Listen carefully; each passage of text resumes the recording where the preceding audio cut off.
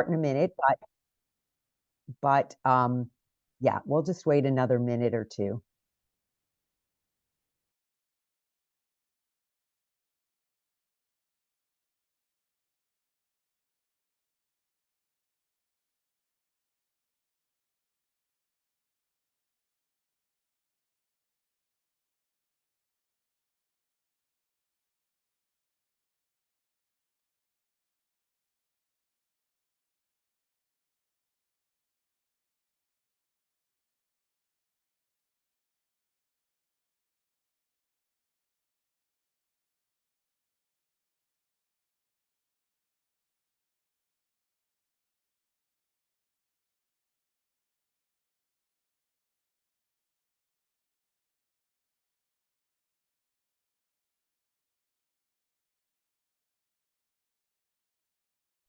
Okay, well, I see that there is a number of people that have joined, and we're still expecting quite a few more people to join. But while people are coming in, I think I'll just get started. And I want to say welcome to the Child Bright Family Hub webinar that we have called Pathways Through Partnership: Knowledge Mobilization with Families of Children with Disabilities. And my name is Connie Putterman, and I am the co-lead of the Child Bright Family Hub. And I've been involved as a parent partner with the Child Bright Network all the way back, I believe, to 2018, and been very involved in knowledge translation and knowledge mobilization activities. So this webinar came about because we've restructured our way we present knowledge mobilization, and we decided as a group, and many of the folks today that you'll meet are part of the Family Hub, to bring to you all a session that really unpacked the definition of knowledge mobilization, because even working in this field and being so involved, it's still a word that we sometimes are not really sure what we mean. So that's the purpose of the session today. And before we jump into the agenda, the first thing I do want to say is that asking that or letting you know that we are recording the session today. And if that's okay with everybody, and it will go up on the Child Bright Network website at some point. So you'll get a chance to review it and see it again if that's the case. And I want to do some other housekeeping things that we thought might make the experience better for you. Please keep your microphones muted for now. When we come to the Q&A towards the end of the session, we ask that you will open your mics and ask us questions. But for now, keep yourself muted, and you're welcome to keep your cameras on or off. Welcome to keep them off while you're listening to the presentation. And again, we will be recording and bringing this session to you on all the Child Bright sites. So before we begin and get right into the heart of the session, I'm going to turn it over to Gunjan Seth, who will do our land acknowledgement. Over to you, Gunjan. Thank you, Connie, and a very good afternoon to everyone. My name is Gunjan Seth. Before I read this land acknowledgement, I'd like to express that I'm very, very honored that I'm reading it today with you all, and I shared my reflections during this process as a proud immigrant to Canada. It's very, very sacred to my heart and soul, and I have no intent to hurt anyone's emotions, feelings while doing this. We acknowledge that Child Bride's crucial work unfolds on the ancestral lands of diverse Indigenous peoples across Canada. Our headquarters resides on the traditional unceded territory of Kenyon-Kihaka peoples, a space historically recognized as a nexus for intertribal dialogue and commerce among First Nations. The enduring echoes of colonialism have profoundly affected the health and welfare of children throughout the nation. We are steadfast in our commitment to dismantle colonial legacies and confront systematic biases within pediatric healthcare systems. Recognizing the traditional lens where our endeavors occur is but a foundational step in a broader journey towards reconciliation and justice. We understand the urgency of addressing these injustices to ensure equitable care for all children, including those from First Nations, Métis, and Inuit communities with brain based developmental disabilities. Moreover, we acknowledge and honor the ancestors of our own traditions and cultures, whose resilience and sacrifices pave the way for our daily activities. Their wisdom and heritage guide us in our endeavors to create a more inclusive, diverse, and compassionate world for future generations. In addition, we acknowledge the resilience and strength demonstrated by marginalized communities, including racialized, Black and Brown individuals, women, and children in face of prejudice, racism, and oppression. We recognize the intersectionalities within these experiences and remain committed to amplifying marginalized voices, advocating for justice, and fostering environments of equity and belonging. As we convene in both physical and virtual realms, let us pause to contemplate the significance of place and privilege. In this moment of reflection, we extend our deep gratitude to the diverse indigenous communities whose stewardship of the land we acknowledge. May this acknowledgement propel us towards meaningful actions grounded in respect, understanding, and solidarity with indigenous peoples. As a proud immigrant to Canada and an immigrant from India, I'm very, very deeply thankful to live in this beautiful land from where I'm joining in today. This land, our Mother Earth, our other Earth Mother, is the territory of Huron-Wendat, First Nation. The Seneca is a part of the Haudenosaunee Confederacy, the Mississaugas of the Credit River, the Mississaugas of the Scugog Island First Nation. I'm very, very honored to belong to this land of Toronto, where I live with my son, amazing human with autism and ADHD, and my lovely husband. Personally like to spend a lot of time hiking and exploring the nature with my family. It gives me so much immense happiness, energy, peace, joy, and appreciation of this beautiful land, our Mother Earth. For me, learning with my whole heart and my whole soul the indigenous culture is a continuous process, a very deep commitment towards this. And my commitment to reconciliation is to work towards the goal of health equity with and for indigenous people. Chi Miigwech, Mercy, thank you so much. I now invite Connie to lead us the next steps. Thank you, Thank, Connie. thank you so much, Gunjan. And I love that picture of your family. It's beautiful. Just a very, very beautiful picture. Thank you so much, Gunjan. Thank you, Um, Connie. And before I go to the next step, I would love to share with the audience here that this is we dressed up in Indian costume. We were celebrating Diwali, which is an Indian tradition and culture. Thank you. Yeah, just beautiful, really beautiful picture. Thank you so much for that, Gunjan. And now we're going to move on to the our agenda for today.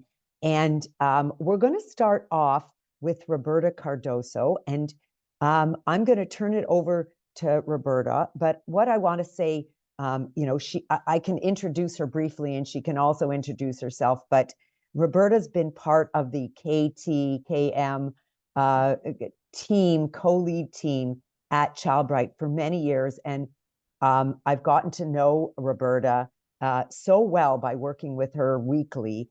And she's just got a wise and solid understanding and skills and experience in knowledge translation, knowledge mobilization. And I really value, Roberta, your perspectives and your real expertise in this area. So thank you so much for leading us through really unpacking knowledge mobilization.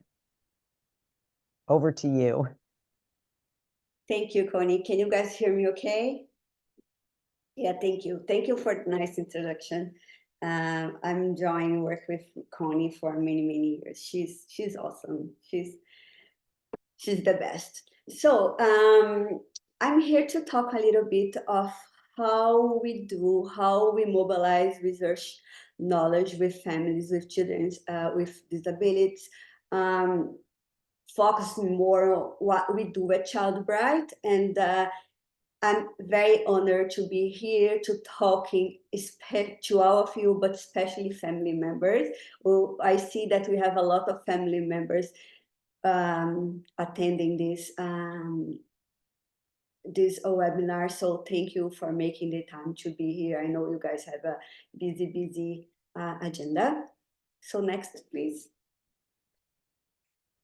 So the objectives for today, for our conversation today, is to define knowledge mobilization related concepts, to explain why KM is important in the Child Bright Network context, and to share some KM initiatives and products that are taking place in the network right now. So just to give you guys a understand of what the knowledge mobilization program is. So this is the team. So we have 3 co-leads, Stephanie Glegg, Connie Putmer, and Keiko Shikako. And then we have 2 postdocs, Linda and Sakiko, 3 postdocs, sorry, and Catherine. And then Genevieve is our research assistant, and Alex, or program coordinator, and myself as a research associate. Next, please. So the goal of the knowledge mobilization program is to facilitate the movement of a network drive evidence for rapid uptake. So we had to rework a little bit our objectives for phase 2 of Child Right. So the objective number 1 is to advance the science of patient-oriented knowledge mobilization through the application of evidence-based knowledge mobilization strategies and their systematic evaluation. And the second objective is to facilitate evidence-informed knowledge mobilization between knowledge users and the Child Right network. Next, please. Yeah, so just a visual for you guys to understand. So at Child Bright, we have 6 programs. So the ADI program, the citizenship engagement program, communications program, training capacity build program, science, implementation science, and then the knowledge mobilization. And what I want to represent here is that we are interconnected programs. So for our knowledge mobilization initiatives, we have the support of all those programs, so we don't work in silos. Next. So what's KM? So we work very close with family members at Child Bright. So I always get these questions because there's so many definitions and different terms that are used in research world. So I'm gonna try to explain a little bit for you guys today. So next, please. So yes, so when I was looking specifically at knowledge translation and knowledge mobilization, those are the big terms at our network, and they always ask me, what we are doing is a knowledge translation or knowledge mobilization. So what I found that was that, so the knowledge translation term, it was introduced to health sector in, around 9 to 10. And it's really to the health sector, and because they want to overcome the lack of applying scientific findings in clinical care. And then around 2001, 2002, the social science thought that they need they thought that they need to make the knowledge more accessible and to promote their their knowledge, the knowledge creation in actions. So they come up with knowledge mobilization that refers to availability of knowledge to all stakeholders for better service. So at the end of the day, we can use both. People are using both. KM and KT terms are sometimes used interchangeable, so it's fine. It's just because the KT is more used in the health sector, and then the KM, it comes from social science. So next, please. So what we use as definitions at knowledge mobilization program child better. It's very what it is what CIG had we use a definition. So knowledge we see as an iterative process, and then the knowledge mobilization, it's more in terms of co-creation, co-production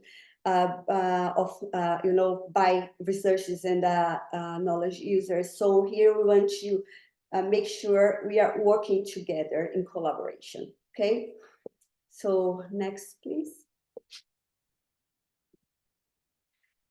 So just to resume for our family members, what we always say that, okay, so we have all those definitions, all those different words and terms.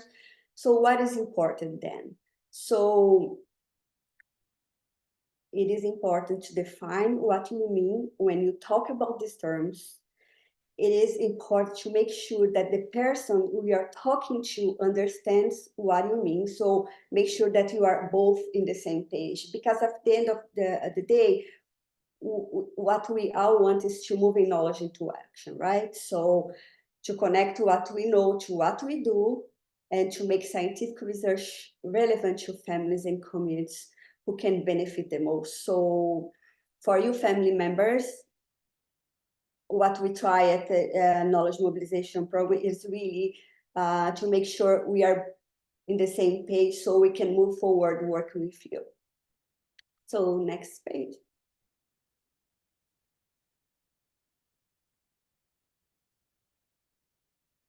Yes, so why knowledge mobilization is important to families.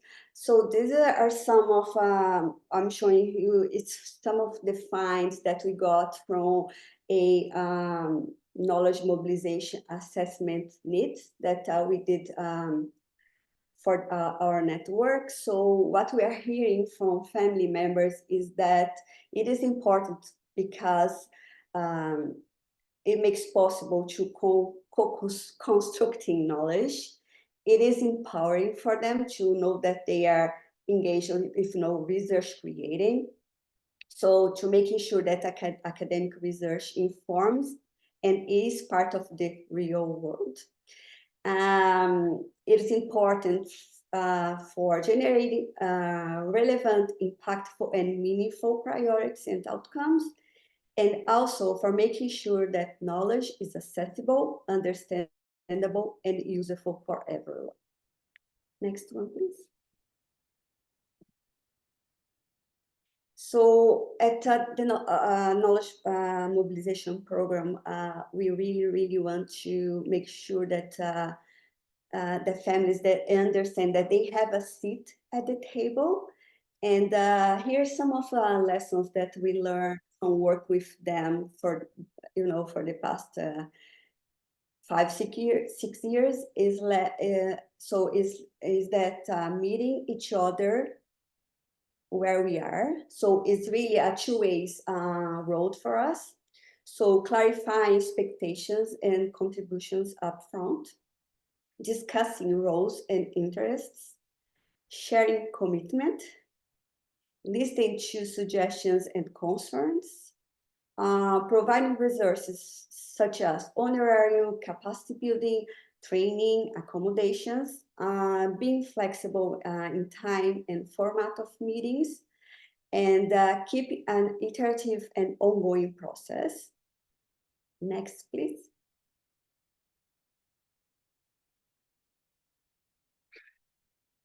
And here's some of the areas that we work together with family. I didn't know there's bubbles in this. Okay, so working with, can you go back? Yeah, thank you.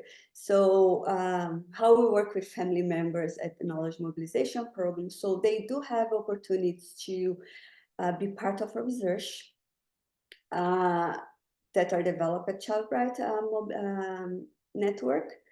They can be part of a KM consultations, knowledge production, knowledge mobilization.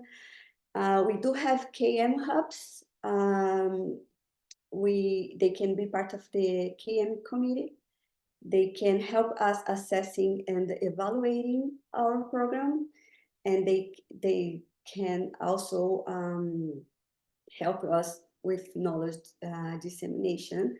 So the next slide, I'm gonna kind of explain a little bit about those opportunities. So the how-to, right? In terms of research, they can be part of a research team. If they want, they can be an expert. They can be part of an appraisal committee. For example, in terms of the appraisal committee, what we did last year was that we complete phase 1 of CIGR grant, and then that was creating knowledge. And then for phase two, it was about implementation science and knowledge mobilization. So all the projects, they have to write down a proposal, and there's a part for knowledge mobilization. So the PIs, the team from the knowledge mobilization program, including parents, we all had access to those proposals, and we were able to give feedback to the research team about how to better write the proposal. For example, how to make sure their family members are represented there in their teams, and listened to in terms of meeting their expectations in terms of what the proposal in a SCORE network should be.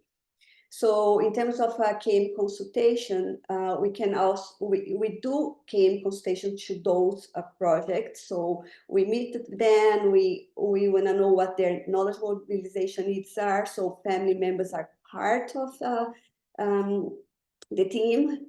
So other opportunities, KM committee. So we have the KM committee, a big KM committee member that strategically define what we're going to do in the next year or so. They can be part of assessment and evaluation team. Next.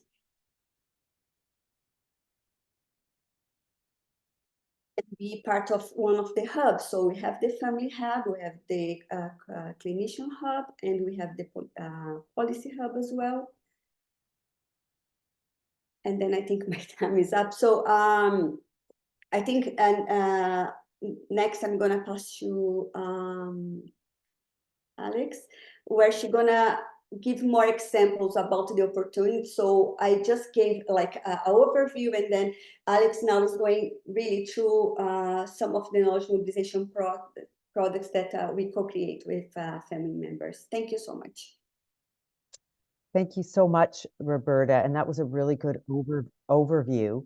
And I'm going to turn it over to Alex Zerbo, who is really the person who keeps us all together and helps to implement all of those things that Roberta was talking about that happen in knowledge mobilization in Childbright Network. And I can attest that being a parent member for a long time, I've participated in all those areas and having various roles where, like Roberta said, we could really sit down and evaluate whether the KM activities and plan was really robust. So it does really allow for opportunities for family contribution. So over to you, Alex, and thank you.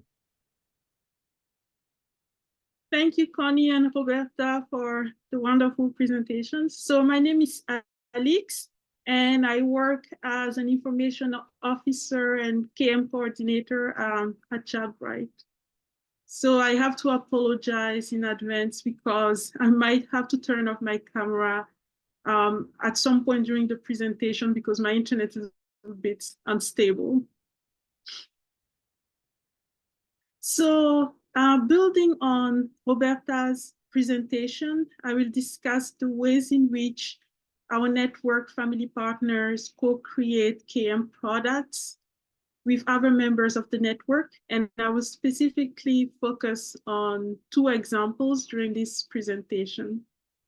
So before I dive into these examples, I will present some of the foundational element of our co-creation process.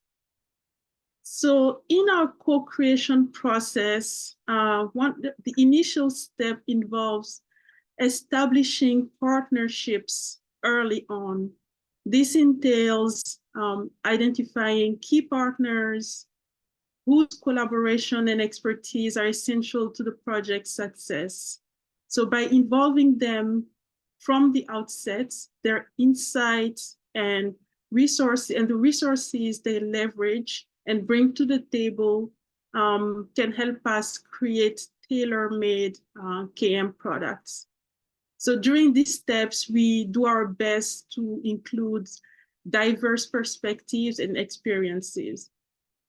So following that step, we involve partners in a participatory process. So we use a participatory approach throughout the project cycle.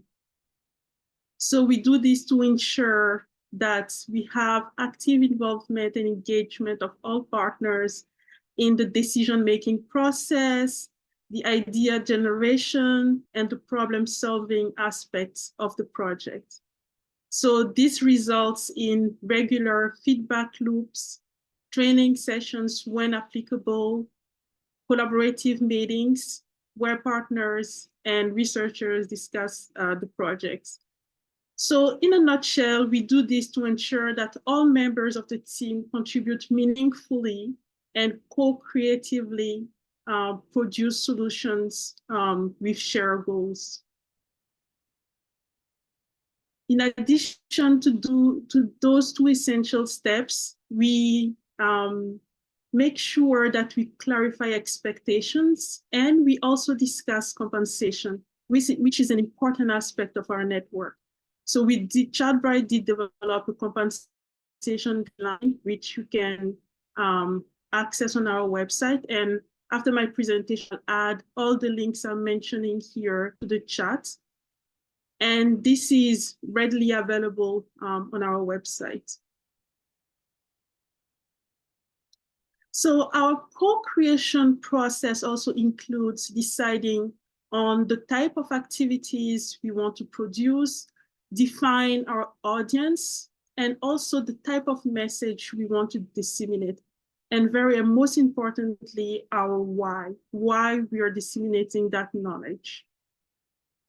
I will also share the link to that figure in the chat at the end of my presentation.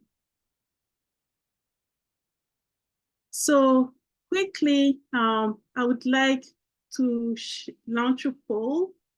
If you can tell us the type of activities you are involved in. So you can let me know in the chat if you cannot see it. So if you can take 2-3 seconds to answer the poll, that would be nice.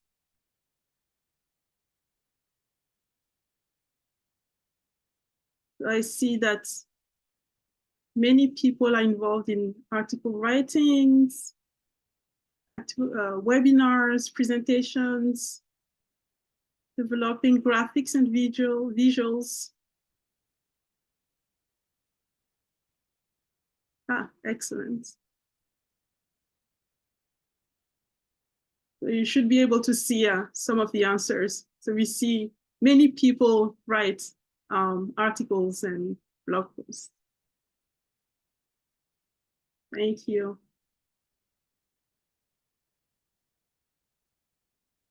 Okay, so what are some examples of KM products? So You have a variety of KM products depending on what you want to do. You have written documents, like we just saw in the poll. Many people like to write articles. You also can create visuals in the form of infographics, and you can also post social media. You can also have posts on social media platforms like Twitter. So for the purpose of this webinar, we will look at how we co-develop two products, lay summaries and webinars. So we produce lay summaries to facilitate the dissemination of knowledge to various audiences. So in order to develop lay summaries, we follow 4 main steps, which includes a planning phase, a development phase, a testing phase, and the dissemination phase. I will present on each one of those, but note that these are always evolving as we are refining our process. During the planning phase, we communicate with our partners to build a team around the project and determine with them which phase of the process they'd like to be involved in.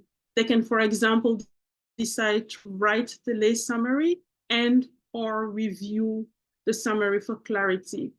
So the team oftentimes includes youths, trainees, and researchers. During this phase, team members collaboratively establish timelines and availabilities and select the articles they'd like to summarize. They also define who their audience is. And once they have selected the article, a team member contacts the authors of the articles to ask for permission to summarize the original article. So we've also put together training materials that the team can use to refine the skills on how to write lay summaries. So the next step is a development phase where you actually write the lay summaries. And during that phase, team members use the original publication, a lay summary template that we created, recommendations on how to write lay summaries that we put together, and also our plain language checklist. So, and all these are available on our website. I'll share the link at the end of the presentation. So once the summary is written, the initial draft is sent out to volunteers, usually volunteers from the audience that you want to test for accessibility and clarity. After this step, a team member reaches out to the author of the article for a final review and to confirm that we have permission to publish. As a final step, we publish the lay summary on our KT library on the ChildBright website. So besides co-authoring summaries, family members in our network also co-develop webinars with researchers and other members of our network. And this webinar is one example to illustrate that. So as a first step, for example, for these webinars, family members from our family hub came together as a working group and decided on the type of activities we would like to produce. So we first had brainstorming sessions to generate ideas for webinars topics, decide on the format, define our why, identify our goals and our audience. So during this first step, we did encourage open dialogue and creativity. One of our goals with these brainstorming sessions was to better understand the needs and the preferences of family members to tailor the contents to their needs. As a second step, the content development, once the webinar topic was selected, the group decided content, selected presenters and facilitators, and work on technical aspects of the webinars. And as one essential part of it, we did communicate regularly via email, and we also had additional meetings. After the webinar is over, we will meet again and reflect on all the different steps, what went well, the strengths, the weaknesses, and the lessons that we can learn for the next webinar we'll have. So if you're interested, you can also listen to one webinar that we hosted in past May, looking at parent partners as investigators in a research project. So webinar in the chat. So that's the end of my presentation. Thank you. Thank you so much, Alex. And Alex, I see, is just putting up some of the contact information, but you really did explain really in real practical ways that family members do get involved in KM activities. And like Alex said, this webinar is completely been co-created with, by, and for families and the research community in ChildBright. So, Alex, thank you so much for that. And now we're going to really turn over the workshop. Both myself and Linda will be co-hosting the panel discussion, and really this is the opportunity to hear from people who have been involved in knowledge mobilization activities. And I'm going to turn it over to Linda to introduce the panel members. Thank you so much, Connie. Hi, everyone. My name is Linda Nguyen. I'm currently a postdoctoral fellow in the School of Physical and Occupational Therapy at McGill University and at the ChildBright Network Knowledge Mobilization Program. I completed my PhD in Rehabilitation Sciences at McMaster University, and my research focuses on partner engagement, including with siblings and youth. I will now introduce our panel. First, we have Jillian Backlund. She is a member of the ChildBright Network National Youth Advocate Council, NYAC, and the ChildBright Network Knowledge Mobilization Committee. She has completed the Technical Writing Certificate at the British Columbia Institute of Technology. Jillian runs an online platform called Spastic and Fantastic to share her life story and to challenge the stereotypes and stigmas associated with labels like disabled. In her free time, she likes to spend time with her friends, family, and dog. We have Gunjan Seth, who is a parent of an individual with autism and ADHD and a proud immigrant to Canada. She is deeply grateful to the land and lovely community for all the learnings, collaborations, and partnerships. She currently serves as a family mentor, family as faculty, and FAAC co-chair at Holland Bloorview Kids Rehabilitation Hospital. She is part of the ChildBright Network Engagement Council and of the Ontario Health Patient and Family Advisory Committee, PFAC, Mental Health and Addiction Committee. She also volunteers with Autism Speaks as a family partner. Her hope is to create a just, more world for all where everyone feels safe, welcome, included, and belonged. We have Kelsey Sege, who is a member of the ChildBright Network National Youth Advocate Council, NYAC. She has a bachelor's degree in psychology and a master's degree in sociology. She is currently pursuing her PhD in rehabilitation sciences at the University of Ottawa. As someone with lived experience, cerebral palsy, she aspires to share her knowledge with others to help enhance healthcare outcomes for all and create a safe space environment for sharing their story. In her free time, she enjoys reading with a cup of tea and has 2 cats named Buddy and Oliver. And finally, last but not least, we have Patrick McGrath, who is a practicing clinical psychologist, a researcher at IWK Health Center, and an emeritus professor of psychiatry at Dalhousie University. He co-founded the Strongest Families Institute. His research, mentorship, and healthcare leadership have been recognized by appointment to the Order of Canada and election to the Royal Society of Canada and the Canadian Academy of Health Sciences. He won the Manning and Governor General Awards for Innovation and the inaugural Legacy of Leadership Award from Healthcare Can. At ChildBright, he is the co-principal investigator of the Strongest Families Neurodevelopmental Program Research Project. His extensive career has included being a clinician, a researcher, an administrator, and a social entrepreneur disruptor. He has failed many times and succeeded a few times. Thank you so much, Linda, for that. What an esteemed panel we have today. Really, and I'm really excited to hear from all of you. So how we're going to do this panel is that we've got two main questions that we're posing of everyone. The first opportunity is to really for each of the panel members to talk about some of their experiences participating or creating knowledge mobilization and doing knowledge mobilization activities. So that will be the first part of the panel session. And then the second part will be really focusing on the panel members' views on what conditions they believe really foster like a really good family researcher dynamic and good collaborations in knowledge mobilization. So that's how we're going to proceed over the next 40 minutes or so, and then we'll leave time at the end of the session for Q&A and to open it up discussions for everyone. So I want to start with Kelsey, and maybe you can tell us a little bit about some of your practical experiences in knowledge mobilization.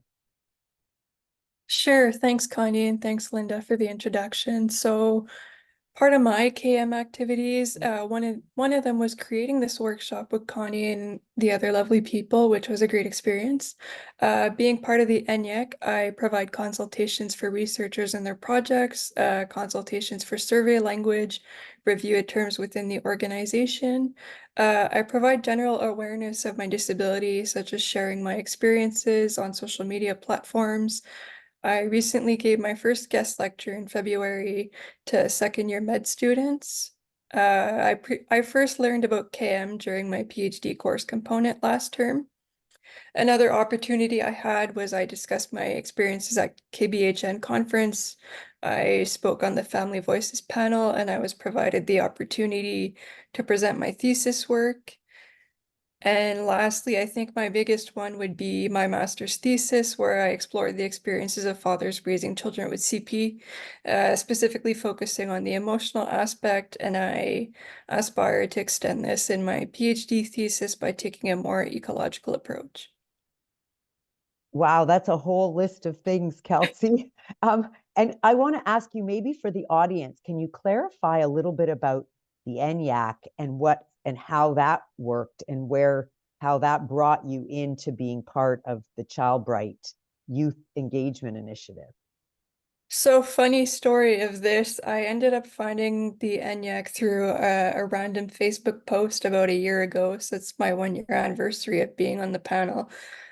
So that's how that came about. And then I was able to join the panel and then just now we're here, I guess. It's not too much of an interesting story, but But how often does the ENYAC meet? I would say once a month we have a monthly meeting to discuss some housekeeping and upcoming activities and other things that we might want to get involved in. We get regular emails of certain things we might want to get involved in as well. Mm-hmm. Mm-hmm. So yeah. So as far as I've never sat on an ENYAC panel, but I know, or a committee, but I know that you've been very active in participating in the policy work and some of the KM committees and such like that. So it sounds like you've really been involved in all those areas in Child Bright. Yes, I feel like I've kind of been all over the map, which I'm grateful for, and I do like to broaden my experiences, so I think the more the better. That's wonderful. Thank you so much, Kelsey, for that. Jillian, maybe you want to tell us a little bit about your experiences in knowledge mobilization. Yeah, for sure. So like Kelsey, I'm also on the ENYAC.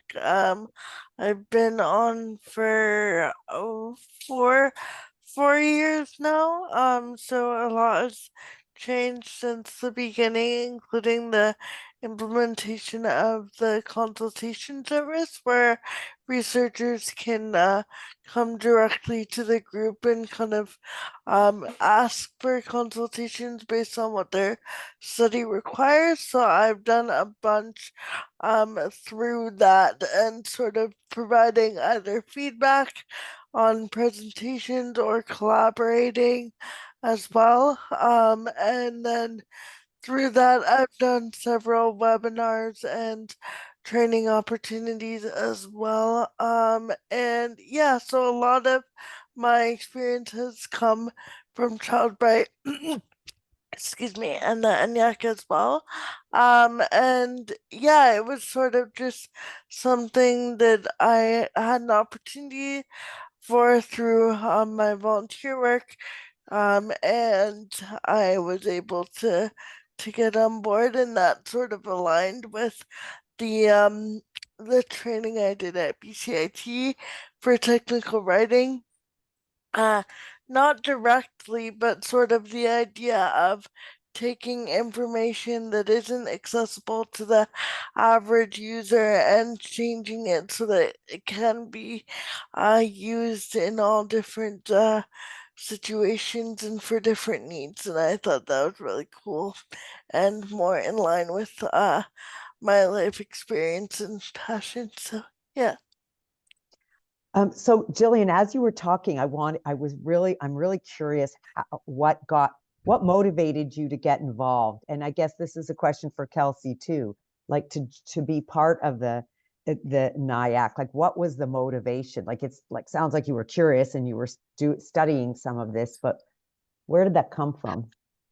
Um, well, for myself, I really wanted to find a way to use what I have, like use my life experience.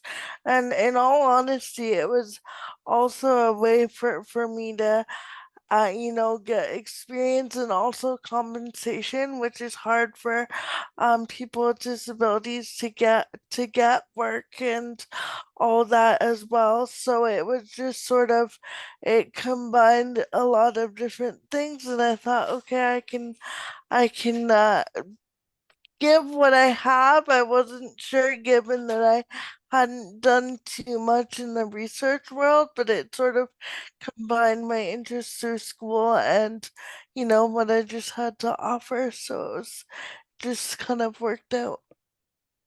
And maybe Kelsey, you can also answer that question, like what motivated you to be involved in the NIAC? So thanks, Connie. For me, I would say I grew up in a very small town in Northern Ontario, about 4,000 people.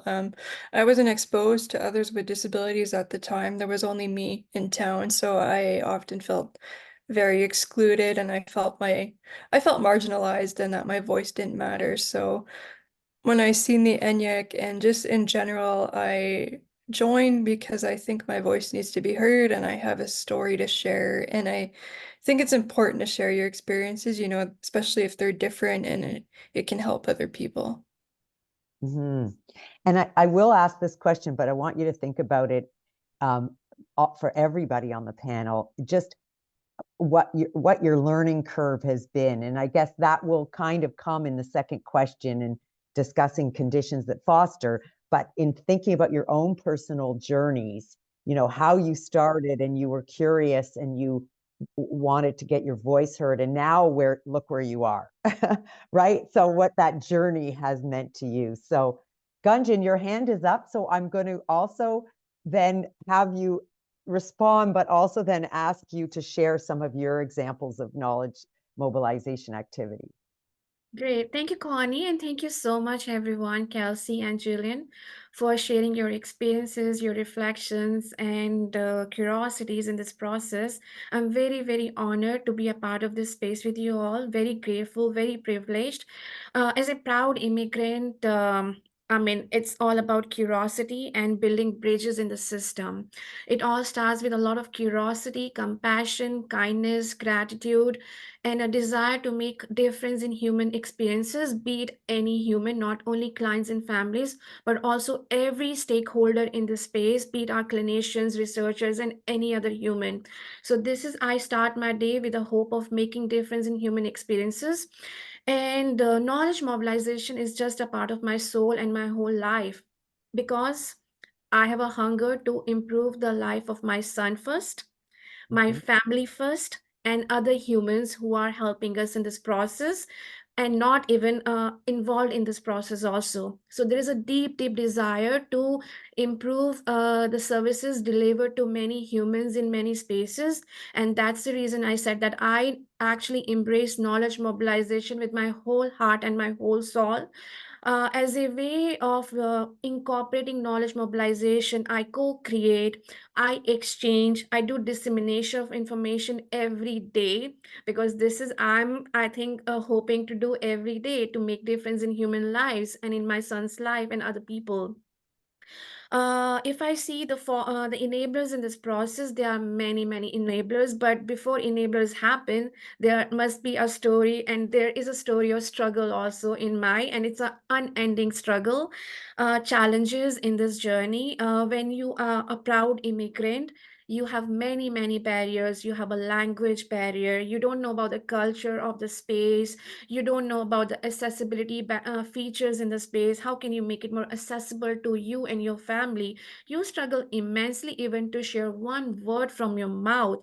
There is a deep fear in your mind. Is this the right question to ask? Is this the right word to say? So there is always a fear of tension around you and your soul in this experience. But in order to overcome and make a difference in our lives, you have to speak with one sentence, maybe just one day. And I did this. I struggled immensely, immensely in this journey, and I still struggle. I'm not going to shy to say that I'm struggling very, very hard, but I have seen the beauty coming from the system, the energy coming from the system, the way the system is embracing me with a lot of compassion, love, kindness, empathy, and also empowering me. So these are the various ways I actually got the strength to be one of an agent to do knowledge mobilization in many, many spaces. I incorporated knowledge mobilization in one of the ways I mentioned, but I do a lot of lay language summaries, plain language summaries. I do a lot. I do a lot of events, presentations. I review a lot of research studies in various roles like patient reviewer, parent partner reviewer.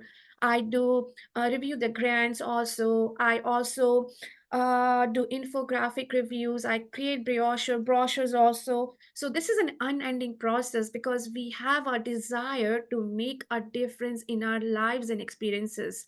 So in short, this is me, but love to know your insights and your experiences. So thank you so much, everyone, for sharing my authentic experiences. And I'm very, very grateful again. And my apologies if my emotions, my thoughts may have made you feel uncomfortable during this presentation. So my sincere apologies again. I'm very grateful and privileged to be a part of this space. Well, thank you so much, Gunjan. And no, I think you've only inspired our thinking as you're talking. I'm good. I'm going to move over to hear from Patrick, and then I have a question for all of you, and then we'll wrap up the first question. So over to you, Patrick. You've been waiting patiently to chime in and tell us about some of your practical things that you've done. Well, I guess the first thing I'd like to say is that I've been very privileged to work with some outstanding parents in the Child Bright Network. Louise is currently chair of our advisory committee, one of our advisory committees, and Donna, of course, who you know very well, Connie, was very important in the whole way we approached our intervention. But what I'd like to do is because I'm the academic on the panel, is to tell you a little bit about the academic life, and that many people in the academy have not been trained and have not had much experience with knowledge mobilization or knowledge translation. And that's not an accident. It's the environment in which we work is very spotty on terms of supporting knowledge translation or knowledge mobilization. So the CIHR demands that's the Canadian Institutes of Health Research, where most research money comes from, including most of the money from Child Bright. It's a government agency. It's extraordinarily competitive, and oftentimes 85% of the grants fail. So it's not a warm fuzzy place to try and get money from. It's hard nosed, and oftentimes people are rejected. The other thing is that our universities, where most of us work, they may say that they're in favor of knowledge mobilization, but oftentimes that's not the case. Really, the currency of the universities and the academy is academic publications. You've heard the expression "publish or perish." Well, it's true. If you don't publish, you will perish. Now, I don't mean to say that these people, the universities, are unkind or unpleasant, but it is a very competitive environment that faculty are in. Younger faculty have demands of making promotion and tenure. They're often juggling a family, just like you people are. They later on, they're just trying to establish their career, and failure is very often the result. And if you combine that with the combination of repeated failure and criticism, you write a grant, it gets rejected. You finally rewrite it 6 times and you get accepted. And then you do this research and then you write a paper and it gets rejected. And although people tend to be less hostile now in reviewing papers, there's still a lot of rejection. And the thing is that the whole effort of doing science is just hard work. And it should be, because it's very important.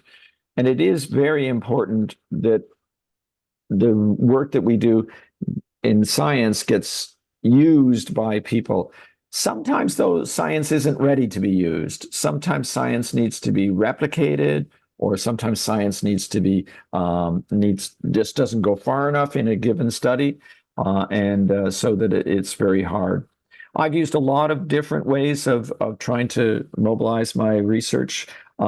Publication isn't a bad one. Scientific publication. Sometimes, you publish paper. I did papers on measurement of pain, for instance, in children with developmental disabilities. And it was mostly through publications that it got picked up and used around the world, and very extensively used, and helped in the whole transformation of the fact that children, whether they be children who have developmental disabilities or other children, actually feel pain a lot, and we have to pay attention to it. So academic publication sometimes is a good strategy, but it's not the only strategy. And the Child Bright is a good example of how to do it right, because the knowledge mobilization often is put at the end of a grant, and there's not the emphasis on integrating people right from the beginning. I mean, Donna is the only reason why I did a whole series of studies on PTSD in parents of kids with neurodevelopmental disabilities. I never thought of it, and then she said one day, I was speaking about PTSD before our meeting started, and she said, "Well, Pat, why don't you study us?"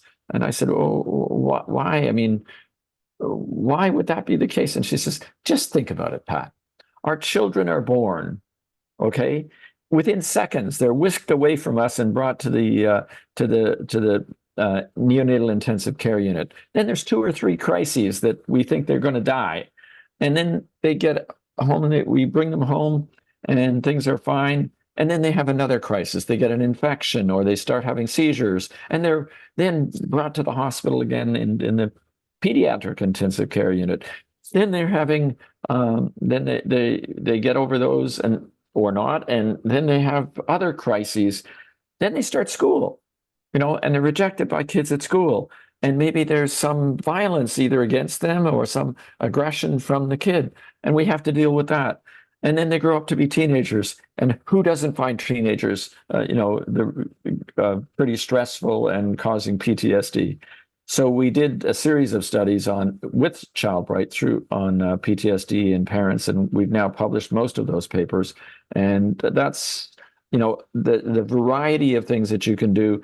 We've also, as you mentioned earlier, Connie started a not-for-profit, and it now serves about 13,000 families a year. We've done lots of webinars, and we've done lots of posters and appearances at meetings, and we haven't done infographics yet, but we're planning one for the next study. So I'll stop there and let other people speak. Thank you. Thank you so much, Patrick. It's really, really valuable to hear your thoughts. And put personally as a family member involved in these activities, it's so valuable for me to hear the things that you've just expressed, and to understand the challenges that scientists and people in research face. And those are practical challenges that are considerations that we who want to be involved and say, get me in there, I just want to do this. Well, you said it very clearly. Sometimes science isn't ready for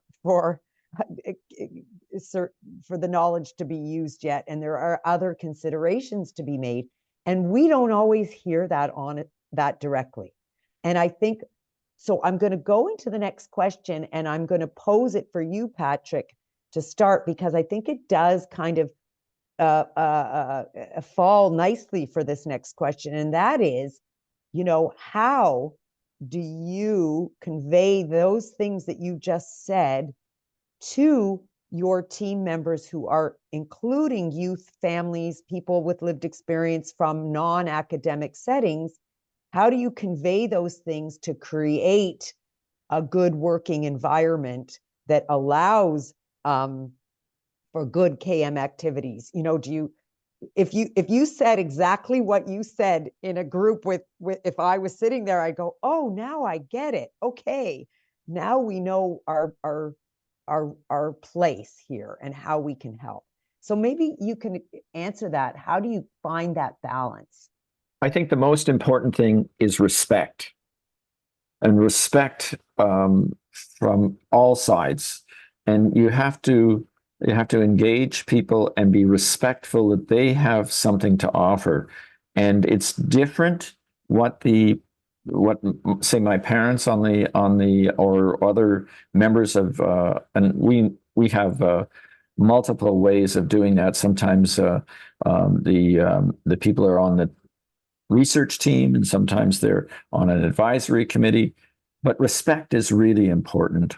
And I think that the other thing is that we should neither put parents or academics on pedestals, nor should we demonize them. We all make mistakes. We all do things wrong. And if you have a deep respect for the people that you're working with, you'll convey that respect, and you'll recognize the positives and not just whining and complaining like sometimes we tend to do. So scientists tend to be a touch arrogant, and in order to be successful, we have to think that our ideas are pretty damn good. Mm-hmm. But sometimes that arrogance interferes with the ability to listen. And I think sometimes we need to be sat down like Donna sat me down and said, "Hey, Pat, think about it. Think about this situation." And we had such a good relationship. That was just a warm and gentle way for her to say it. Anybody who knows Donna would know that that's the way she operates. But I think respect is the most important thing, and recognizing people have different roles and different skills and different knowledge bases, but they're all valuable. Mm-hmm. And then I'm going to really ask. I want to ask the panel if anybody wants to respond to Patrick. I mean, you're a rare human being. But we need more like you. So that's my comment. But I'm going to turn it over to Gunjan. I see your hand up. Thank you, Connie, and thank you so much, Patrick. I love the words that you have used in this discussion. You use the word arrogance, which is so difficult to use in public spaces, which is so hard. And you have used the word respect, which is so much close to my heart and soul. I'm in this space because of one main key value in my life, which is respect. I embrace respect for, and I allow, not only allow, I feel that respect is a primary key condition even to be a part of a space. So I'm very thankful for sharing this component in terms of key value of any partnership, any engagement, or even being a part of a space, that is respect. I love to share something more that I have seen in my experience. I'm hoping to have authenticity, transparency of a lot of information, even every information in the space, and hoping to see inclusion of every being, and creating a space for every partner, and hoping to give them a voice, encouraging them, empowering them, giving them strength to even say what they really like to share, how much they want to share, and hoping to listen them very deeply with compassion. And when I'm saying listening, I'm listening very deeply and observing very deeply, and also leading from behind with a lot of compassion, gratitude, and giving and seeing value in those partnerships. So this is just me. I completely embrace these values in every space I go. These are the key foundations for me as a true partner, because if I have to be a true partner, equal partner, I have to give equal partnership to others also. Thank you so much, Gunjan. Yeah, those are really great points. I want to ask Kelsey what your thoughts are. What are the, with what we're talking about, what are the conditions that you've found you've been in that foster some of these things like respect or transparency? What are the conditions that have made that happen for you? So for me, growing up with CP, I told myself ever since I was little to be upfront about my disability and be transparent of regarding my needs and the accommodations I may need. I found that helped foster my relationships, whether academically or personal or social. If I was upfront, to echo Patrick and Gunjan, I think respect is a really heavy portion of things. If you're not respected, that's not a space I want to be in. Mm-hmm, mm-hmm. And I like that idea of you come into the relationship putting everything out there on the table, right? So that I don't know, like also speaking of when you asked to reflect on how we got here, being a researcher, even junior scholar, and having a disability, I've been frowned upon as how can you have a disability and be a researcher at the same time? So, part of me is I want to challenge those connotations.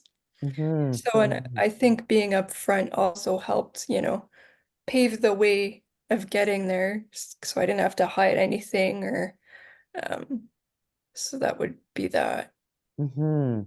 And I'll ask Jillian, because I see your hand is up, Jillian, your thoughts about that, about the conditions that, foster those good relationships, how you approach that. Yeah, I feel like respect goes um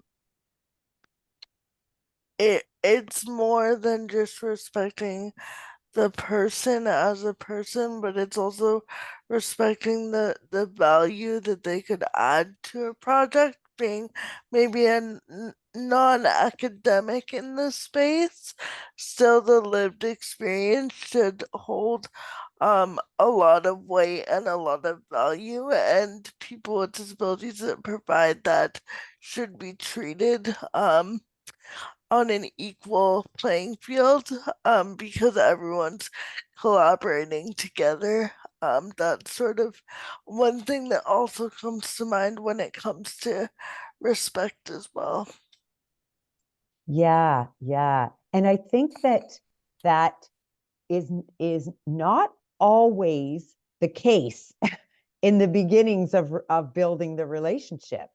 I mean, you know, as a person with lived experiences, you know, we all bring into that relationship our own biases about ourselves, like, oh, I'm just the parent, or I'm just a person with lived experience, or maybe you bring in what you're talking about, Kelsey, the like, darn, I'm going to show people you don't have to look at me for just what your own biases, but me as the whole person, and I'm going to prove everybody wrong, so to speak. So we all come into that with the idea that we have our own biases of our roles, but really it's believing in what you're saying, Jillian, in our perspectives, that our perspectives count, and they matter, and that's why you're there. But I know at times, you know, there's lots of self-doubt, and I wonder if and how, Patrick, you know, research teams think about that aspect of what people with lived experience might bring. You know, they bring so much wealth, but is there a recognition that there's often that power imbalance, or there's that self-doubt because of what you said, the scientists who are, you know, a little bit, you know, I forget the word you used, Arrogant.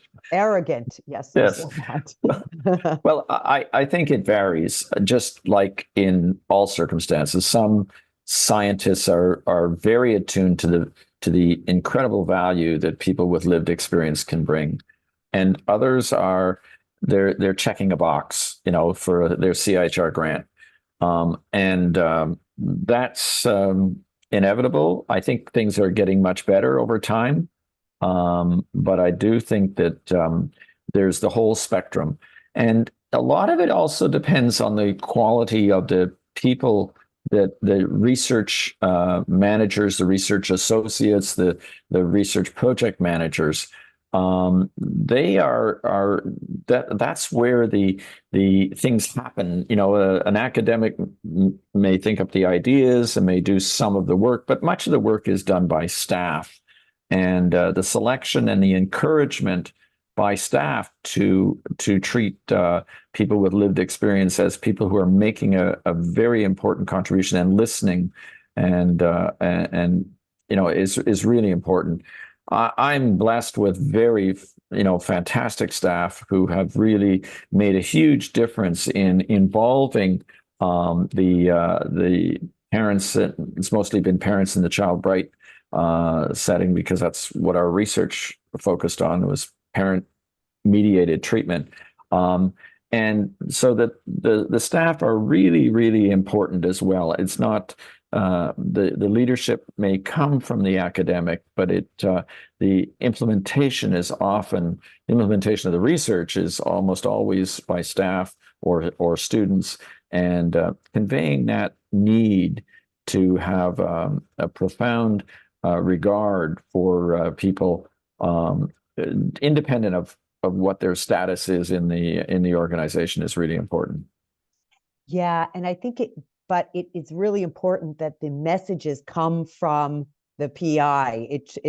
It has a big influence Yes. and it allows for the barriers to be dropped, you know, like that, because it makes it the value, it brings all the values right up front. I want to bring it back for a second to KM activities, and how, you know, what is there differences, you know, you talk about good relationships and transparency, and that makes for a good working team, but are there specifics around knowledge mobilization that may foster, you know, the conditions to make that, you know, collaboration more successful? And I think one thing I heard, Patrick, you talk about was, and it includes something in for me, is the understanding what kind of KM is needed for the specific projects, where maybe sometimes publishing is what's good for that research, because, or you need to replicate the research, so you've got to publish it to get it out there to have it replicated. How do you balance again the collaborative efforts in a KM activities? What might you do that's to foster that in specific? The answer to that question is above my pay grade. I don't know. But I would add one thing that I don't think that in the scientific community, we haven't paid enough attention to, and that is, as we haven't paid enough attention to the decision makers who actually decide whether or not something is going to be implemented in an institution. And those people have been, by and large, not, we haven't really considered what pressures and what things are playing on them, and how they make those decisions.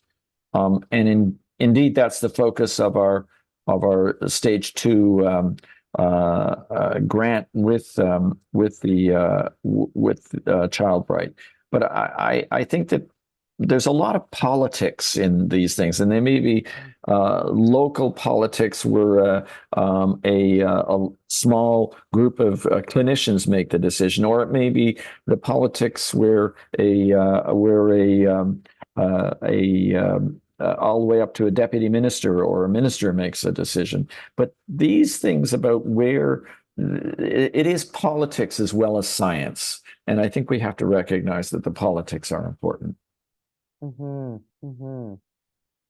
That's so true. And it's not always transparent or known. No, it isn't at all. So how do I don't know, Gunjan, Jillian, Kelsey, any of you want to chime in on fitting into that kind of environment to be able to really feel like you're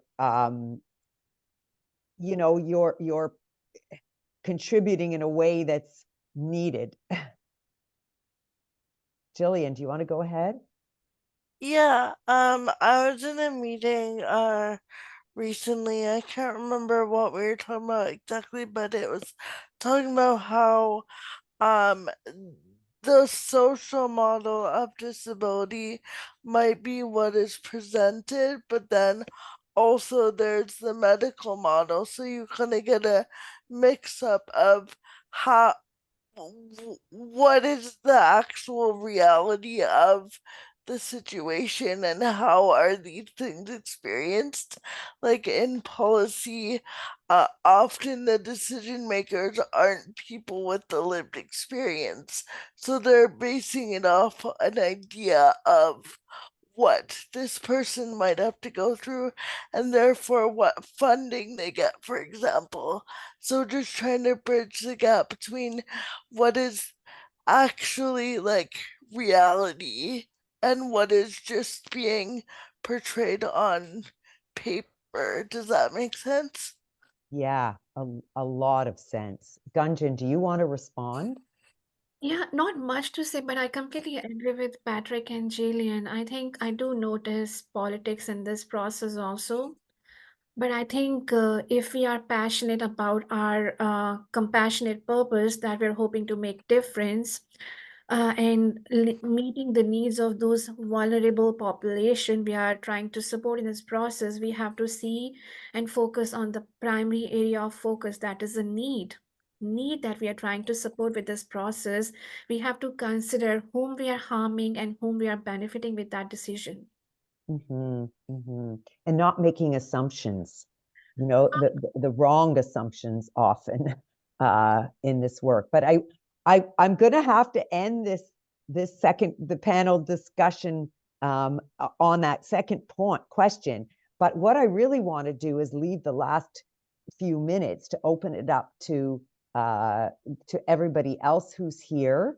And if we can see everybody, or if we can have the questions.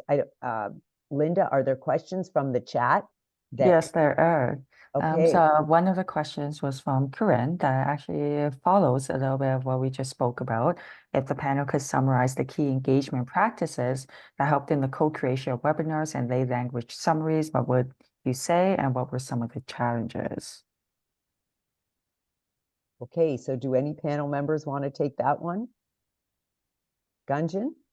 Thank you, Corinne, and thank you, Connie and Linda for sharing that. So this is a very interesting question because, like I said, that for a patient partner or for a parent partner, we always have a desire to co-create, co-design, exchange, and disseminate information. And when we are co-creating a webinar, it all starts with our passionate purpose of making a difference and the objective we are trying to target through co-creation together. It is all based on key values of true partnerships in any space, which is deep honesty, compassion, respect, inclusion, and transparency of information, creating space for each human as a true partner, listening deeply with compassion, with no assumptions, with no judgments, and no biases. Be very, very open minded in the process to work together and support each other while you co create. So it's all about being more humanistic and being inclusive. Thank you. And in terms of lay language summaries, I think I always start with what I'm trying to target in this summarizing process. I try to make it shorter, simpler, and very plain language. Imagine if I'm a proud immigrant. I cannot read the medical terms and jargon. It is too challenging for me. So, keeping it simple, clean, and short will be very helpful according to my experience. Thank you. Thank you so much, Gunjan, for that answer. Does anybody else want to take that question on? I would just add, probably like Gunjan has mentioned, like make sure that everything's accessible for the community in terms of the language and the terms and, the outcomes of the workshop. I think that was one of our biggest things. And adding to the accessible language, like you can never have it all in one place, but you need to continually add to that accessible language list. Sometimes it starts with a few and then it grows and grows as you go deeper into it. Linda, were there any more questions in the chat?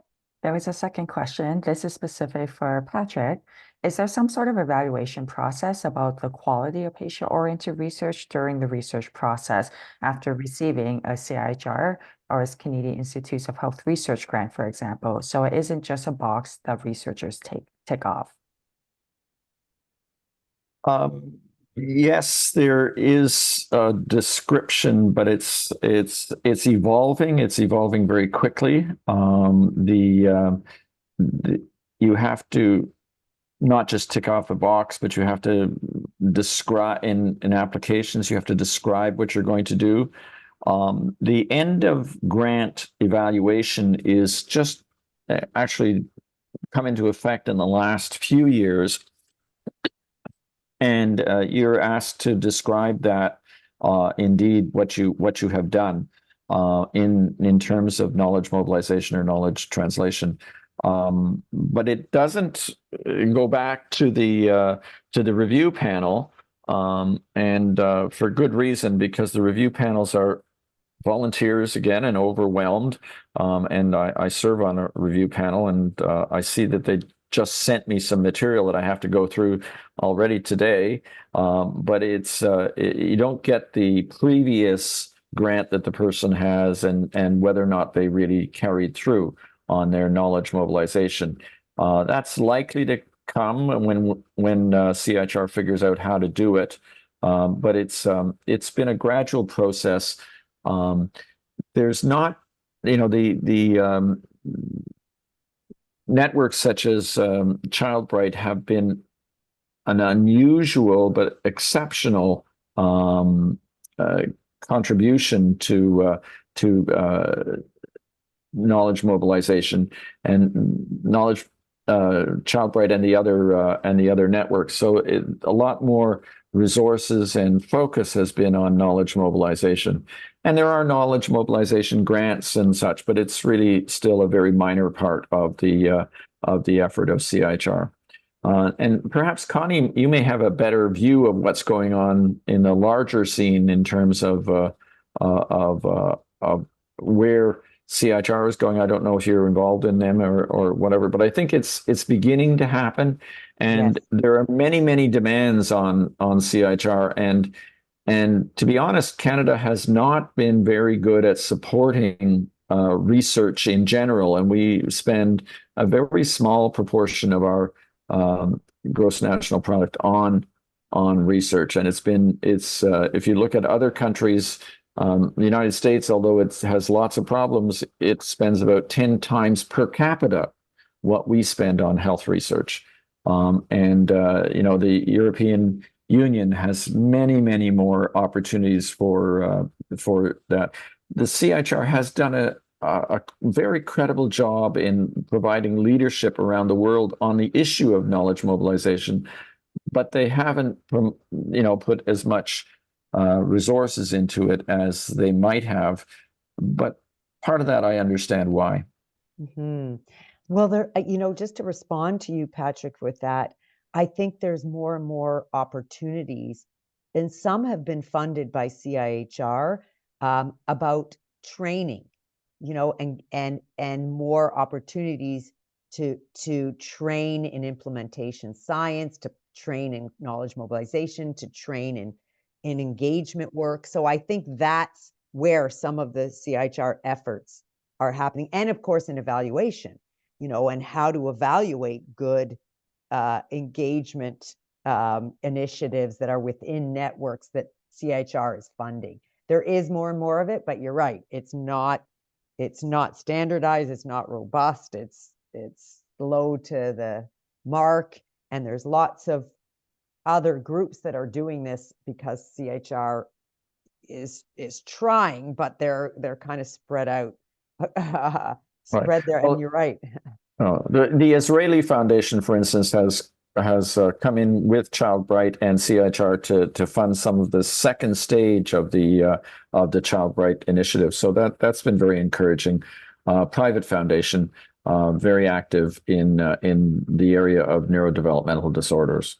Mm-hmm. Absolutely. In childhood disability, there's been a lot of those foundation fundings that have supported a lot of this work. Yes.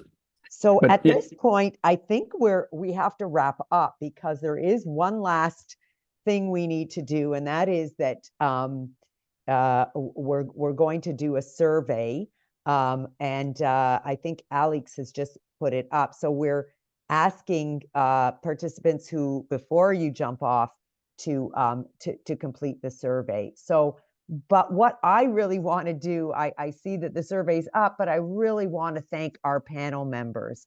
I think it's been so enlightening to hear from all of you, Gunjan, Jillian, Kelsey, and Patrick. Thank you, and thank you to the whole Child Bright team, which is, you know, Linda and Roberta and Alex, of course, who really helped to make this webinar happen, and really appreciate you all for attending. So to wrap things up, please complete the survey, and we will look forward to hosting another one in a few months as we set out our next things for knowledge mobilization activities. You'll hear from us again. So I'll leave you with that survey, and thank you all again for joining us today, and thank you so much for attending.